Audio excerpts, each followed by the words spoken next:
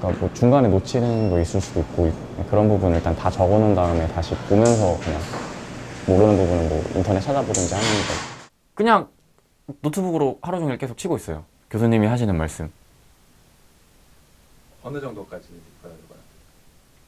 그냥 어느 정도까지가 아니라 그냥 들리는 거는 거의 다 받아 적는 수준으로 하거든요. 심지어 교수님의 강의 전체를 녹음하기도 합니다. 좀 수업 시간에 그냥 핸드폰 녹음 켜놔가지고 녹음을 해놔요. 그래서 나중에 뭐 수업 끝났을 때나 아니면 시험 기간 됐을 때 다시 녹음 들으면서 이제 필기 다시 정리하는 방식으로 공부해요. 그러니까 받아 적으면은 나쁠 거는 없으니까 나중에 공부를 할 때. 그리고 약간 수업 시간에 좀 더 집중하는 느낌이 나거든요. 시범위에 A 플러스 B법을 전수받으려는 후배들도 많습니다. 경영대는 문과애들은 녹취를 많이 하더라고요. 그러니까 그거 외워서 그러니까 그거 녹취한 다음에 그대로 외우는 게 나오긴 하더라고. 그래서 이해 안 되는 거 있으면 어떻게 하나요? 일단 외워야지. 근데 그냥 뭐 일단 이해하지 말고 외우고 외운 다음에 공부를 하면은 이게 될걸? 시험 기간에는 진짜 엄청 열심히 하거든요. 자부할 수 있을 정도로 공부 많이 해요. 이번 시험 기간에도 한 일주일 동안 중앙도서관에서 맨날 새벽 3, 4시까지 공부했는데 인풋만큼 아무래도 시험은 아웃풋이 나오는 것 같아요. 그래서 저는 점수가 나쁘게 나오는 게 무서워서 항상 인풋을 많이 넣었죠. 그래야 뭔가 아웃풋이 나오니까. 다른 우등생은 어떨까요? 혜성이도 서울대 경영학과에서 소문난 우등생입니다. 물론 A 플러스를 받는 비법이 있습니다. 학점을 잘 받으려면 앵무새가 돼야죠. 근데 좀 별로 의문을 갖지 않으면 돼요. 그냥 알려주신 거 받아 적고, 근데 저 같은 경우에는 노트북으로 이렇게 속기하는 편이거든요. 그래서 교수님이 농담하셨던 거, 이 부분에서 어떤 농담을 어떤 맥락에서 던지셨다까지 일단 적고, 그 다음에 PPT를 외우고 속기했던 거를 요약해서 다시 외우고 교과서를 보고 기출을 구해서 풀고.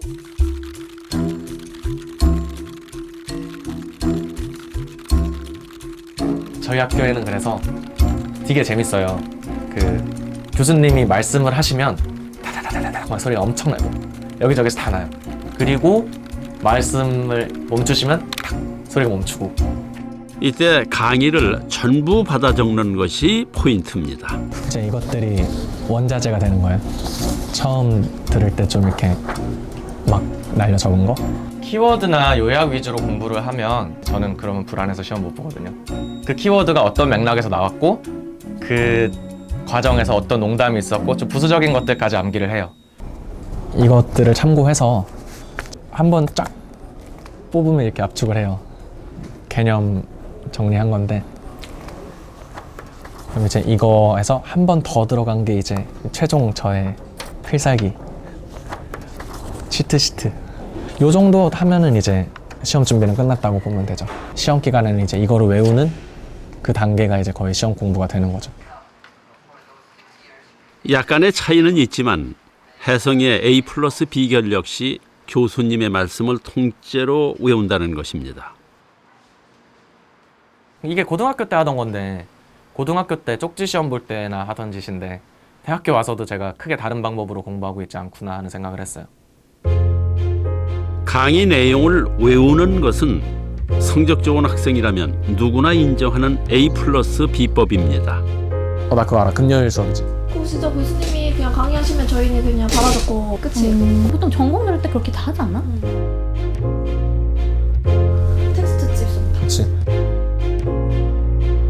수업 시간 아예 노트북으로 교수님께서 하는 말씀을 그냥 시나리오 적듯이 마치 약간 진짜 시나리오 적듯이 그냥 그대로 받아 쓰는 거예요. 되게 상세하게 설명을 쓰고 교수님께서 그렇게 거기에 대한 예를 설명하시는 것도 다 받아 적는 편인데, 일단 기본적으로 많이 외우고 많이 기억하려고 노력하고 딱 정리를 해서 딱 자기가 뭐 예를 들어서 어떤 것의 특징 5가지 하면 따다다닥 나올 수 있도록 진짜 토시 하나 안 빠지고 써야 되는 경우가 많아요. 너무나 많은 아이들이 공통적으로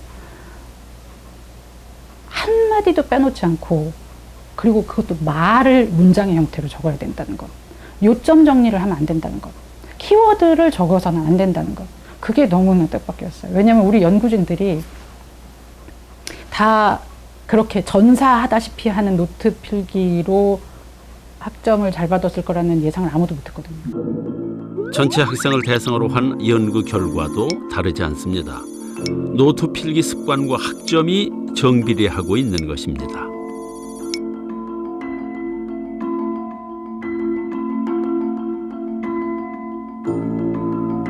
문제는 학생들 생각은 뭐냐는 겁니다. 이혜정 소장은 한 발 더 들어가 보기로 했습니다.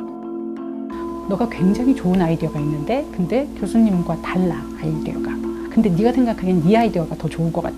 그러면은 너는 그거를 시험이나 과제에 쓰니 안 쓰니? 저는 교수님 의견 쓸 것 같아요. 어후, 절대 안 되죠. 그렇게 적으면. 교수님의 견해, 교수님의 분석, 교수님의 해석을 좀 더 쓸 것 같아요. 남들은 다 하지 않는데 굳이 시도를 할 용기는 나진 않을 것 같아요. 교수님 원하시는 게 답이 이렇게 있는데 제가 거기다가 새로운 예를 들거나 새로운 시각을 덧붙인 거나 하는 거는 불필요한 부분이기 때문에 감점이 많이 되거든요. 46명 중에 41명이 안 쓴다고 했어요. 내가 아무리 좋은 생각이 있어도 그게 교수님과 다르면 쓰지 않는다. 이혜정 소장은 학생들에게 본인의 학습 태도가 수용적인지 비판적인지 물었습니다. 수용적이라는 답변이 많았습니다. 놀라운 것은 수용적 태도라고 답변할수록 학생의 학점이 높다는 것입니다. 비판적인 학습 태도를 가지면 학점이 낮다는 이야기죠. 우리 학교에는 다 그런 애들만 있니? 물어보면 아니에요. 비판적이고 창의적인 애들 있어요. 근데 그런 애들은 다 학점이 낮아요. 그렇게 얘기를 하는 거예요. 근데 문제는 이렇게 학점이 낮은 애들이 4.0 넘는 학생들의 그 행동처럼 가지 않으면 죄책감을 느끼고 그렇게 가야지 맞는 거라는 생각을 하니까 자신의 행동을 수정하려고 해요. 서울대 3학년 상현이의 별명은 질문왕이었습니다. 제가 어릴 때부터 질문하는 걸 정말 좋아했어요. 그래가지고 그게 이제 대학까지 이어졌는데 제가 워낙 질문을 많이 하니까 사람들이 대충 1, 1학번 김상현입니다 하면은 저 사람이구나. 교수님이 상현 학생 질문하느라 정말 수고 많았어요 하고 기억해 주셨을 정도로 공부를 많이 했는데 그거를 이제 제한된 시간 내에 문제로서 푸는 연습을 안 했었거든요. 그래서 시험을 못 보니까 전체 성적은 높지 않게 나왔습니다. 상현이는 공부를 열심히 했지만 학점이 높지 않았습니다.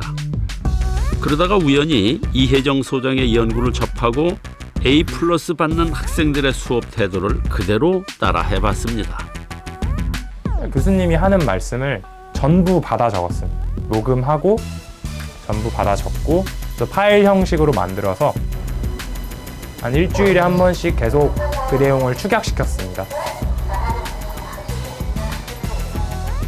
시험을 볼 때 그 제가 작성한 답안지를 그대로 달달달 외워서 그대로 토시 하나 안 틀리고 쏟아붓는 형식으로. 그래서 다 받아주니까 쌤이 어떠셨어요? 그러니까 어떻게 보면 폭풍 상승을 했죠.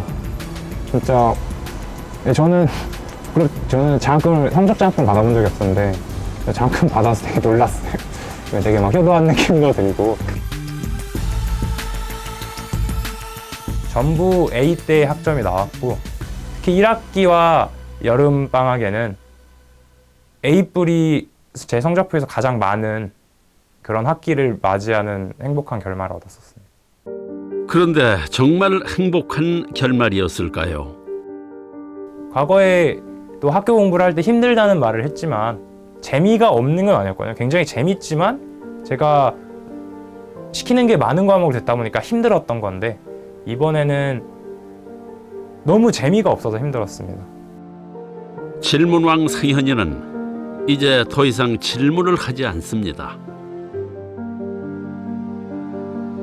이렇게 쓰면 이런 식으로 점수를 주겠구나 식으로 분류하다 보니까 공부에서 저는 없었던 거죠. 제가 굉장히 많은 시간을 들여서 공부를 했지만 실질적으로 저는 존재하지 않았다라고 생각합니다.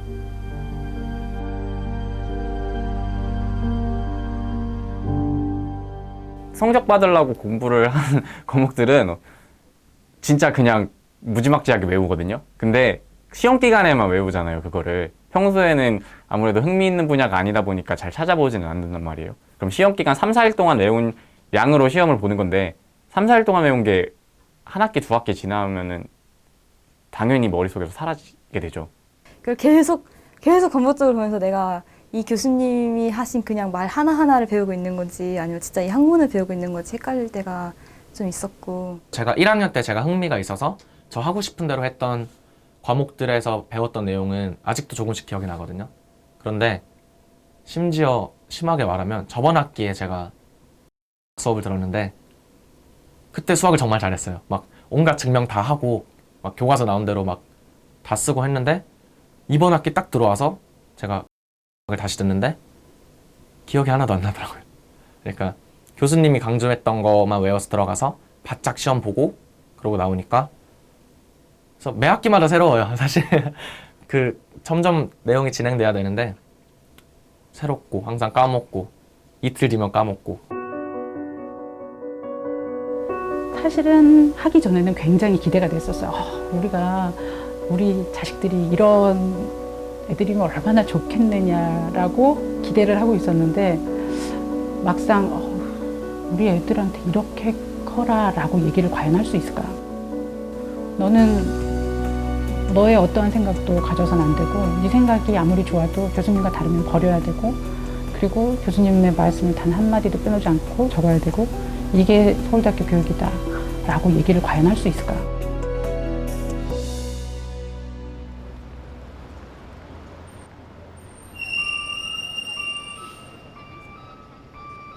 강의 내용을 잘 외워야 A+를 받는 것은 한국만의 일일까요?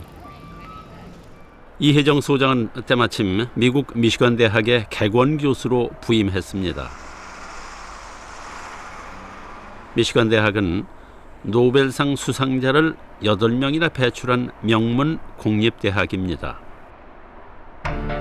이 소장은 서울대에서 했던 연구를 미시간대 학생들에게도 똑같이 해봤습니다.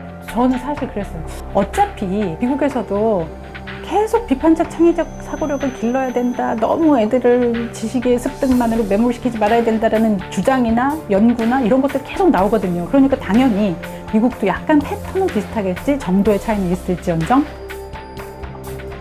이혜정 소장은 미시간대 학생 8천여 명에게 이메일을 보내서 총 1,035명으로부터 답변을 받았습니다. 이 정도 규모의 데이터를 모은 것은 미시간 대학에서도 흔치 않은 일입니다.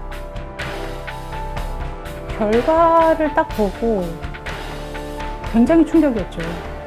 결과는 완전히 다르게 나왔거든요. 수십 개의 질문 중에서 아니다 라는 답변이 가장 많은 문항이 눈에 띕니다. 어디서 많이 보던 문항이죠. 바로 수업 시간에 모든 것을 받아 적는가라는 질문입니다. You know, when you are taking notes during your lectures, do you tend to write everything, you know, word for word? I never write down word for word what the professor is saying. If I tried to do that, I would be 6 sentences behind and I would miss out on something entirely. I find it's best to not write word for word a transcription of what the professor says because that's really just going through the lecture one more time. I realized that taking notes word for word is something that just kind of turns my brain off. But then I write down my thoughts about them because I'll remember my opinions about the information and that's going to help me remember it for the future. No, not normally. I'll watch the presentation, I'll write down things that I think were interesting or things that will be helpful if I'm doing a homework assignment or something. 시험을 칠 때 교수님의 견해와 본인의 생각이 다를 경우 본인의 생각을 주장할 것인지 물어봤습니다. If I had a different opinion than the professor and it might result in a lower grade, I would probably still express it, but I would do my best to be respectful of the professor's opinion. Even if I'm a staunch believer in expressing what you believe, and I have enough faith in the professors here at the University of Michigan that they would respect my opinion and would give me the grade that I earned regardless of whether it diverged from their own opinion. Yes, I would. I think that those risks are worth it because like if I disagree with something, it's probably just because like I'm not like processing what the person is saying, or I'm like not aligning, or I'm not seeing where they're coming from. I've never been in a situation where I thought it would hurt my grade. I don't feel like that happens at this university. I feel like we're encouraged to have a wide range of opinions and to bring them up if we want to in class, and I do. Right. Let's get just one more and then we'll move on. Yes. 미시간 대학에 근무하는 이수영 교수는 서울대에서도 강의를 한 경력이 있습니다. 이수영 교수는 이혜정 소장의 연구를 도우면서 한국 학생과 미국 학생의 차이가 어디에서 비롯됐는지 관심을 가지게 됐습니다. 여기에 미시간에 오는 학생들은 보통 학생들이 하는 거와 다르게 좀 유니크하게 그런 거를 하려고 끊임없이 탐구를 해요. 얘네들은. 그런데 한국 학생들은 교수가 과제물을 주면 그대로 따라하면 당연히 그러니까 A가 나올 거라고 생각을 하는 거죠.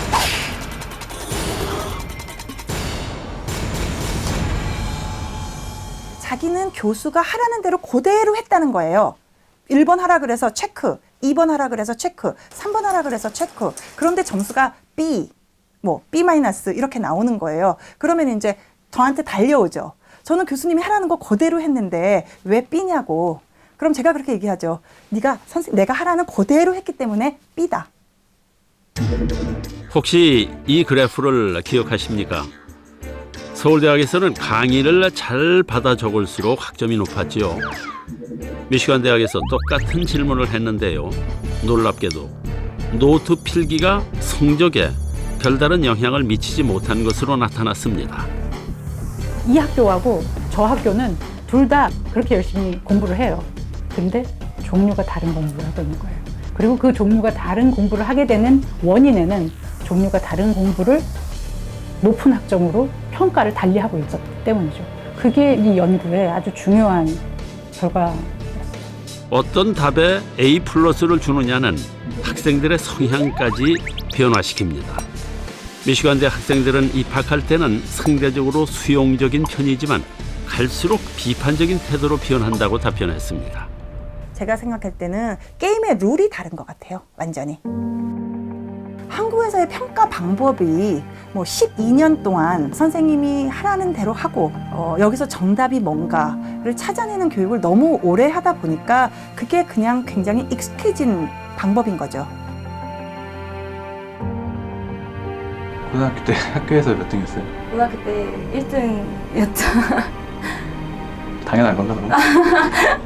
시험 기간 되면 한 7건씩 풀었던 것 같아요. 그러니까 시중에 나와 있는 문제집은 거의 다 풀었던 것 같고. 수학 문제 만 문제를 풀면 진짜 많이 푼 거다 해서 3년 동안 수학 문제 만 문제를 풀고 그 문제집을 전부 5번씩 본 것 같습니다.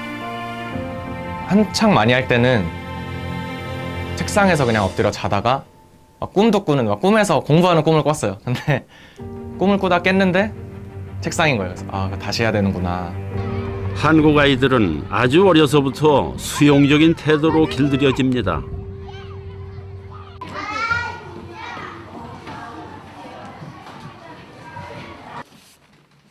초등학교 3학년 아이들이 생애 첫 일제고사를 치는 날입니다. 4개의 보기에서 정답과 오답을 구분하는 시험입니다. 정답을 잘 찾는 학생은 칭찬을 받고 의문을 품는 아이들은 야단을 맞습니다. 떨렸어요. 왜 떨렸어요? 무서웠어. 뭐가? 점수 때문에. 무서웠어요. 무서웠어요? 뭐가요? 시험 보다가 틀릴까봐 무서웠어요. 텅 비었어요. 뭐가요? 머리가요. 아이. 그런데 한번 생각해 봅시다. 이 아이들이 무엇을 배울지, 어떤 공부를 할지 선택한 적이 있을까요?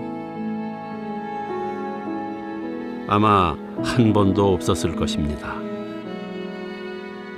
단지 주어진 답을 찾도록 훈련받았을 뿐이죠. 이렇게 친 시험 성적은 아이들을 대표하게 됩니다. 시험 점수대로 줄을 서게 되는 것이죠.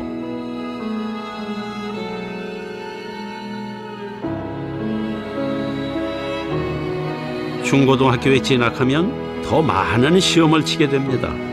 내용은 달라도 문제 유형은 비슷합니다. 1번서부터 전체 문항이 한 문항도 안 빼놓고 다음 중 적절한 것은, 다음 중 적절하지 않은 것은, 다음 중 일치하는 것은, 일치하지 않는 것은 다 이거예요. 한국 학생들은 하루 평균 7시간 50분을 공부합니다. 공부 시간 대부분은 시험 문제를 푸는 데 사용합니다. 내 생각을 버리고 저자의 생각, 화자의 생각, 출제자의 의도에 맞추며 시험형 인간으로 양성되는 것입니다. 기출문제 그 모의고사를 통해서 수도 없이 많이 훈련하고 밤 새워서 공부하고 이렇게 하는 거예요. 근데 그런 판단에서는 그런데 네 생각은 이게 없는 거죠. 스턴버그 교수는 오늘날 시험이 키로 아이들을 재단하는 것과 다름없다고 비유합니다. Let's say to get into Harvard, you have to be 7 feet tall. Middle range school, you only have to be 5 feet 5 inches. Podunk or Squeedunk, really poor quality schools, you only have to be 3 feet 1 inch. You keep doing the same thing for law school, medical school, dental school. 30 years later, what you're going to find is that the people who are succeeding in society are very tall. Why? It's not because being tall causes you to be more successful exactly. It's that society has created a system that gives a huge advantage to people who are tall. And that's what we've done with testing.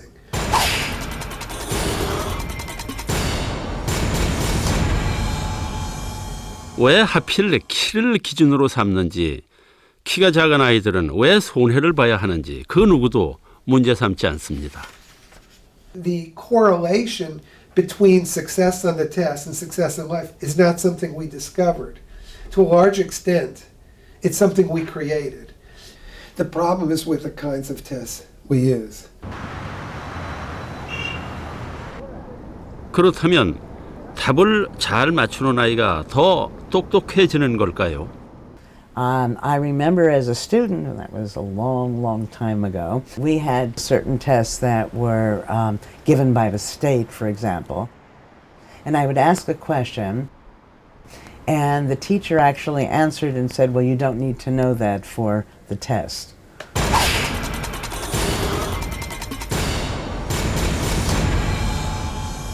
And because of a test that is going to have such a big place in your life, what you're going to do is probably study mindlessly. 앨런 랭어 교수는 정답을 찾는 교육이 아이들에게 어떤 영향을 미치는지 오랫동안 연구해왔습니다. 그러다가 흥미로운 실험을 하나 고안했죠. 먼저 펜과 텀블러, 강아지 장난감과 카메라 부품 등 4가지 물건을 준비합니다. 이 물건들을 마케팅 동아리 대학생 24명에게 보여줍니다.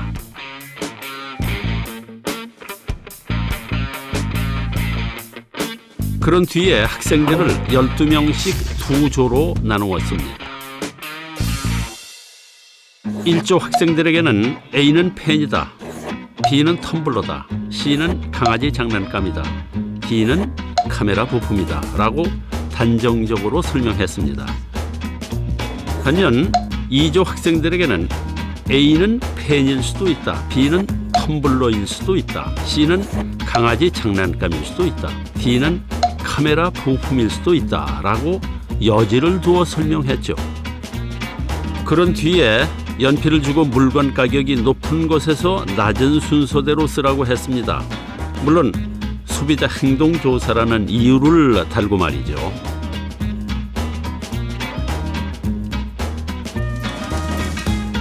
질문지 작성을 끝냈을 때 제작진은 갑자기 말을 바꿉니다. 거꾸로 물건 가격이 낮은 것에서 높은 순서로 써야 한다고 말이죠. 이미 질문지 칸을 채운 학생들은 당황하지 않을 수 없겠죠? 사실 진짜 질문은 이겁니다. 과연 누가 강아지 장난감을 지우개로 사용할 것인가? 그럼 어떡하지? 그러니까 X하고 옆에다가 다시 쓸까요? 이거 밑에다가 그냥 순서대로 써도 돼요? 오랜만이라서 테이블에 놓여있는 것 중에 뭐 지우개로 쓸 수 있는 거 없을 것 같아요? 네, 제 생각에는 없는 것 같아요. 지우개로 쓸만한 거 지우개. 그런데 달리 반응하는 학생도 있습니다. 고무가 이거 뭐 고무로 지워질까요? 해보세요. 뭐라도 해야지 지금 어떻게? 네, 되네요. 돼요? 네, 되네요. 오, 다행이다. 이걸로 지워지려나?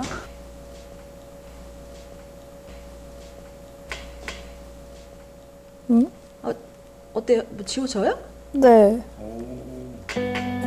아 지워져요?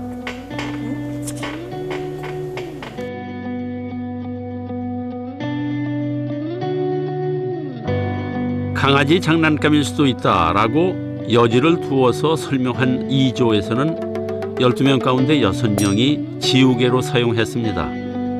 반면 강아지 장난감이다라고 단정적으로 설명한 1조에서는 12명 가운데 1명만 지우개로 사용했습니다.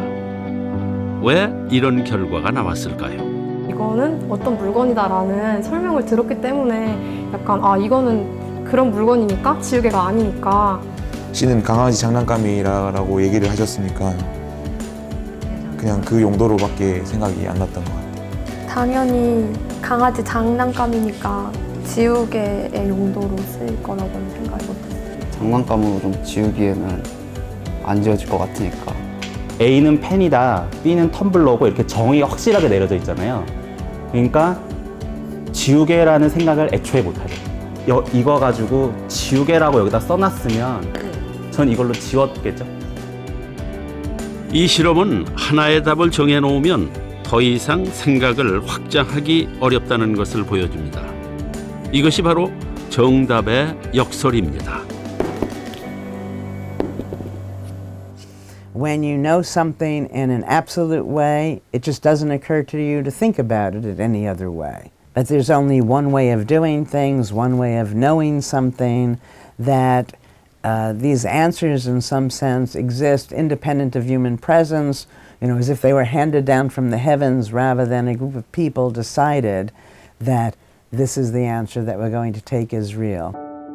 정해진 답은 오히려 아이들의 성장을 가로막을 수도 있습니다. 올해 옥스퍼드 대학에 입학한 천유정 학생.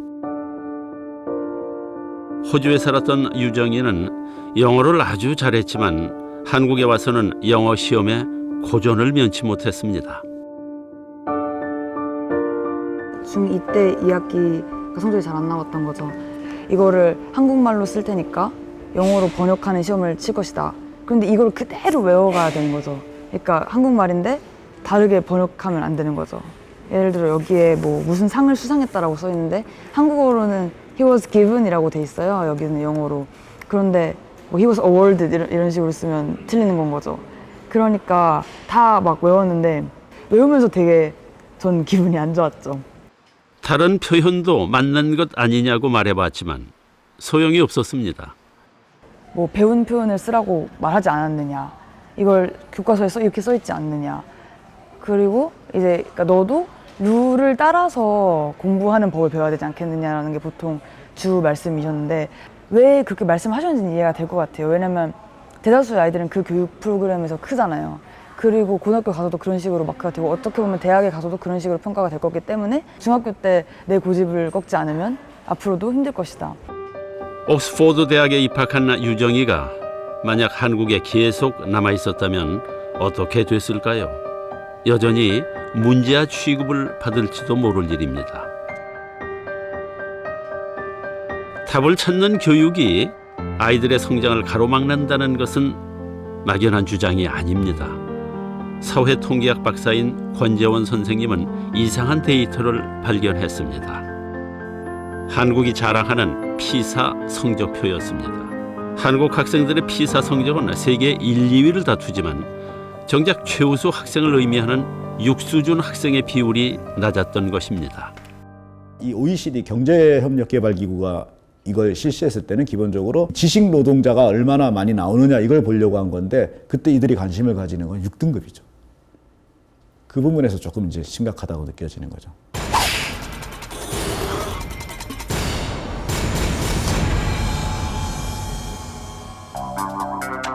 최우수 등급인 육수준 학생을 기준으로 순위를 매기면 어떻게 될까요? 한국은 1기에서 11위, 과학에서 17위로 성적이 대폭 떨어집니다. 우리나라 학생들이 시간을 제일 많이 쏟는 공부가 어떤 주어진 것들을 습득해가지고 몸에 익히는 과정이거든요. 주어진 것들을 완벽하게 익히면 그 다음에는 어느 단계로 가냐면은 완벽하게 익힌 것에서 실수하지 않는 단계로 가죠. 한치의 실수도 없게 가기. 주어진 것을 넘어가기는 아예 생각도 안 하죠. 다른 방법은 없을까? 혹은 찾아내면은 이 방법과 저 방법은 어느 게 더 훌륭한 것일까? 서로 비교 분석도 하고 그럴 수 있어야 되는데 우리나라 학생들이 그런 식으로 공부하면 큰일 나죠. 시험이 안 나오는데. 그 부분에서 우리나라 교육에 근본적인 한계가 있는 거죠. 그런 정도 평가에서 성적이 높은 학생들은 대량으로 생산할 수 있겠으나 그 과정에서 6등급에 갈 수 있었던 아이들은 그만 그 예기가 꺾이고 마는 게 아니냐 이렇게 볼 수밖에 없는 거죠. 피사 성적 최상위권이라는 외형적인 성과에도 불구하고 세계적 석학들은 시험이 한국의 교육을 위기로 몰고 간다고 경고합니다. So I think it's kind of gotten out of hand. People get a little crazy, like tulip mania. You know, the price of tulips went up, hundreds of times, and collapsed in Holland back about 3 or 4 centuries ago. Something like that's going on with educational testing.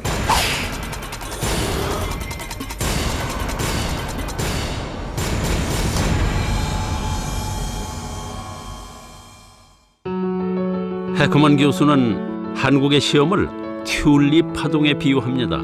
17세기 네덜란드에서는 튤립 가격이 오르자 너도 나도 튤립에 투자했다가 값이 폭락해 한꺼번에 몰락한 적이 있었습니다. 실질적인 가치가 없는 것에 모든 것을 거는 한국의 시험이 튤립과 다름없다는 것이죠. I would ask the following. Do you realize how most tests are validated? They're validated using other tests. They're not validated by how people are achieving things in the rest of their lives. I would say that's the test that really matters. The test is how people perform, how they live successful lives, not saying how well they predict another test score. 노벨 물리학상 수상자인 슈지 교수는 정답을 찾는 아시아의 교육이 쓸모없다고 혹평합니다. So I think the Japan Asian educational system is like a waste of time. So targeted only to enter the famous exam. China same and Japan same and Korea same. That is very bad. Waste of time, no? まあ韓国も一緒なんですけど、日本で絵を描かすと子供に絵を描かすとこれはダメとティーチャーが教えるんですよ。でこれに完成した絵があるんですよ。それと同じでないと絵は全部失敗なんですよ。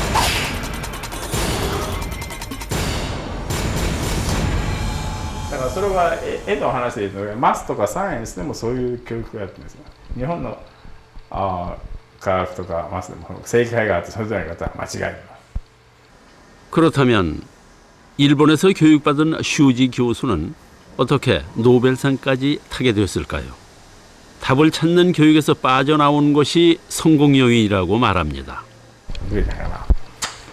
大学の1年生の時に大学が全然面白くなくて2週間で大学行かなくなって、下宿に閉じこもってですねいろいろ本を読んで、自我に目覚めたというか企業に入って、研究やる時も自分の考えでやると実験だけを考えてそういう、自分の考えでやって、どういうかな、みんなでついていくのを一切しなかったので、それが成功したのかなと思います。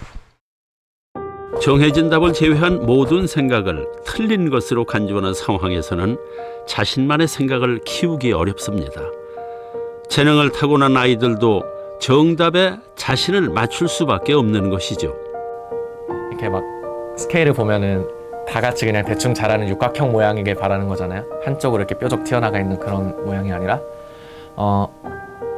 두 가지 방법이 있죠. 잘하는 걸 포기하거나 나머지 걸 다 잘하거나. 근데 후자는 힘드니까 나를 보여준다기보다는 그냥 원하는 틀에 맞추는 경우 그렇게 해야 무난무난하게 잘 넘어가니까.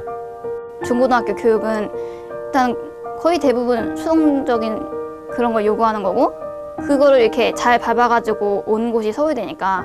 그러니까 오지선다라는 보기가 보통 주잖아요. 고등학교에서도 그렇고 중학교 때도 그렇고. 근데 그 오지선다 중에 하나는 맞는 거고 나머지 4개는 다 틀린 거예요. 그럼 저희는 나머지 4개를 다 틀렸다고 가정을 해야 되고 나머지 하나만이 그냥 다 맞다고 가정을 하고 들어가야 되는 거거든요. 그런 거에 이미 저희는 최적화된 상태이고 그냥 뭐 저희가 잘 하는 거니까 어떻게 바꿔야 될지도 사실 잘 모르겠고. 답을 찾는 데는 도 같은 서울대 학생들에게 당신은 왜 공부를 하느냐는 질문을 던졌습니다.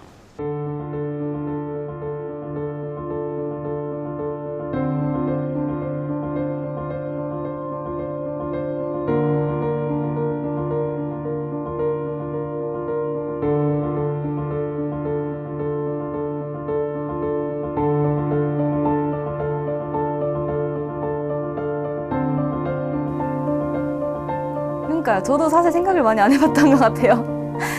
그걸 왜 저한테 물어보세요라고 할 것 같아요. 그 공부 안 하면 안 되니까 뭐 당연한데 뭔가 더 부담스러워요. 다른 이유까지 말해달라고 하면.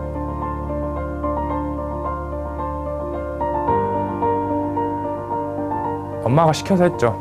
시작은 엄마가 시켜서 했고 지금 제대하고 나서는 이거라도 안 하면 안 될 것 같아서 합니다.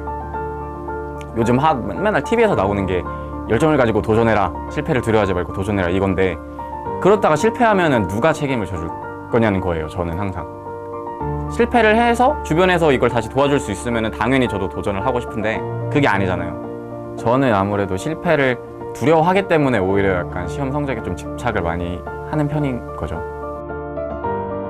I think it's a disaster. I know for a fact that in the South Korean educational system, once you get into a top university, you're more or less guaranteed. So actually, the performance of a lot of the top students is really not so good after they get in. So these kids, once they get in, it's very hard to get in. Once they get in, it's like they coast. So one wonders if that's an ideal system. 어쩌면 우리 아이들은 철진한 공부를 하고 있는지도 모릅니다. 창의적인 능력을 요구하는 현대 사회에서 정해진 답을 외우는 것이 더 이상 통하지 않기 때문입니다. 얼마나 잘 외웠는지를 그걸 계속 평가하는 시스템에서는 애들이 왜 궁금해하겠어요. 궁금해하는 게 조금이라도 생겼어도 빨리 그걸 커트하고 빨리 이걸 외우는 데 집중해야지만 되잖아요. 그러니까 궁금함이 생기는 그런 호기심을 이제 탁 이렇게 눌러 놓는 애들이 정해진 성공이라는 트랙으로 가게 되잖아요. 그리고 그거를 받아들이지 못한 경우는 낙오자가 되는 거고. 그런데도 아이들은 자신의 노력이 부족해서 성적이 낮다고 자책합니다. 만들어 놓은 평가지를 틀렸으면 그걸 맞추지 못했으면 너는 아닌 애야 라고 단정을 져버리고 걔네들을 낙오자로 만드는 이 시스템은 우리는 키우는 게 아니라 죽이고 버리고 포기하는 거가 되는 거잖아요. 그게 너무 사실은 안타깝죠. If you have schooling where the emphasis is always on what's the right answer, A, B, C, or D, or I'm the teacher, so you better always agree with me, or do it my way, copy these things, and the better you copy what I show you, the better the grade you get. If you have that kind of schooling, we're selecting people for the wrong stuff. 오늘 밤에도 아이들은 강의를 암기하며 시험 준비를 합니다. 우리가 치는 시험은 대체 무엇일까요? 밑 빠진 독에 물 붓기다. 그 항아리에 지금 시험 보는 당시에 물이 얼마나 차 있느냐. 측정하고 딱 빠지면 지식이 빠져나가는 것과 함께 물이 이렇게 쫙. 교수님의 생각에 담겨 있는 상자가 있으면 우리가 어떤 구슬을 떨어뜨려서 그 시험 안에서 구슬의 색깔이 바뀌어서 배출이 된다고 생각을 하거든요. 연극? 연극이다? 연극은 대본이 다 있잖아요. 대부분의 애드립들은 리허설 단계에서 걸러지거든요. 이제 교수님이 해주셨던 말씀들이라는 대본을 읽고 들어가서 그대로 뱉고 나오는 거죠. 학점을 매기는 척도에 얼마나 비판적인 사고를 하였는가가 들어가면 그럼 정말 세상에서 가장 비판적인 학생이 될 자신이 있습니다. 그런데 그거는 우리를 평가하는 기준이 아니니까요. 후배들이나 선배들이 공부하는 방식을 보면 좀 더 비판적이고 창의적으로 무언가를 바라보려고 한다기보다는 좀 더 어떻게 하면 교수님이 제시한 평가 기준에 적합한 결과물을 낼 수 있을까에 고민을 한다고 생각합니다.